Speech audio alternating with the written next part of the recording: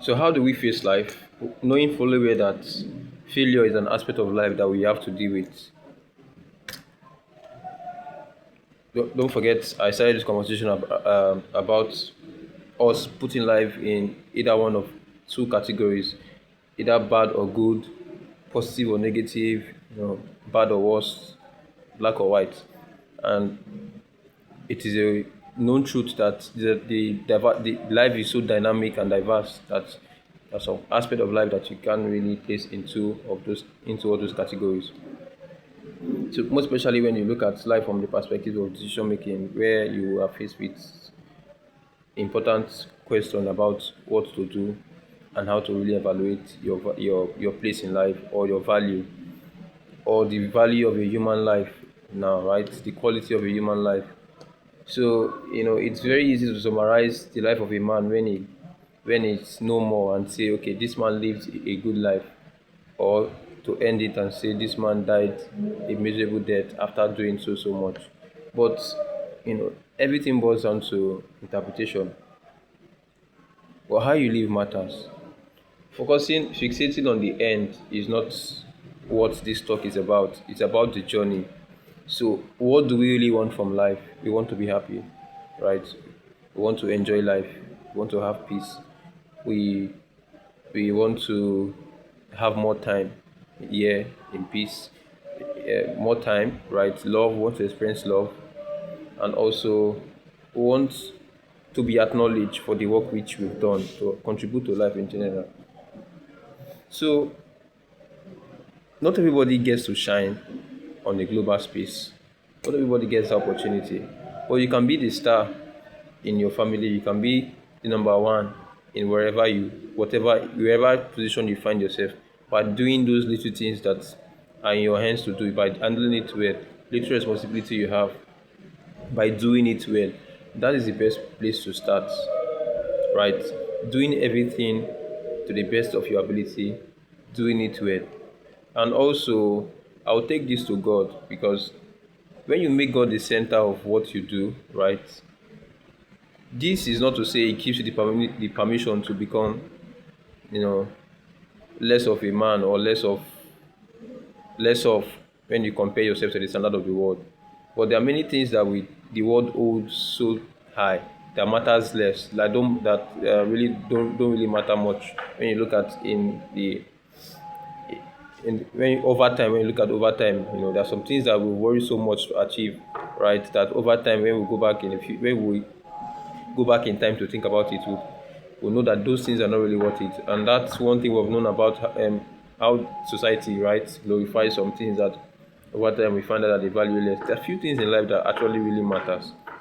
And if you look at it critically, those few things, right, the following God, right, gives you the wisdom to be able to identify those things across all time, all generations. Those things stay constant, and that's why we look at God mostly at the center in prioritizing what is really important. So starting by doing those little things that are in your hands to do, by doing it well, being a good father, being a good brother, being a good sister, right? If you're a teacher, being a good teacher, cleaning your house, taking care of yourself, eating well, studying well, building your mind, then understanding and making God the center.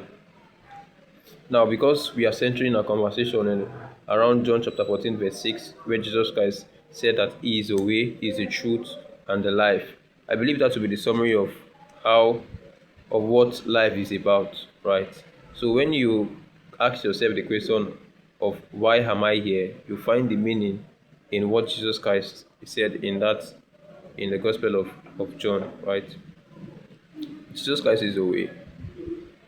So that means when you speak about the way, life is a journey. So knowing the way, which is Jesus Christ, puts you in the right direction, right, towards truth. Because He also said that is the truth. And of course, when you have enough truth, when you come to know truth as you journey through life, that's when you begin to start experiencing life. Right? Truth brings you to a point whereby life begin to have meaning for you. So now, with the complexity of decision making, struggles of life, you know, government policies, economic situation, where would you want to place your hope? Is it in man, or is it in your pockets, or is it in the government helping you to attain these things that you really want from life?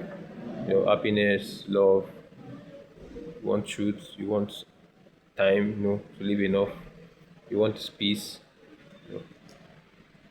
Man cannot really give you that. The best society as we know it still face many of all this trouble. We've seen the best of the world still struggle with all these things, right? So you have to start from yourself, and you have to personalize most of all these things, and give ourselves the responsibility of seeing how we can reshape our mindset about many things we throw out to the world to handle for us. Because you can't depend on hope as a strategy, and bad luck happens too. So you can't expect to always be lucky that you figure it out.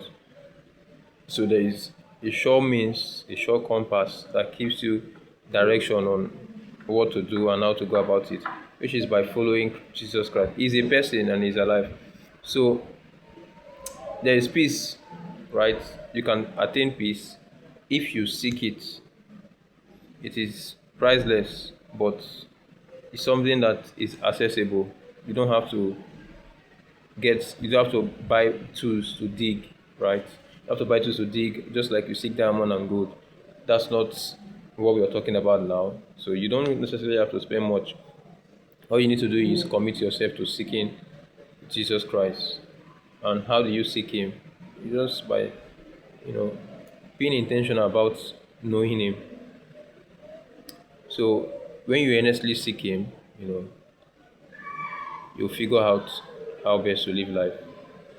And also another thing that you need to seek is, you know, seek the extraordinary by letting your work speak for you.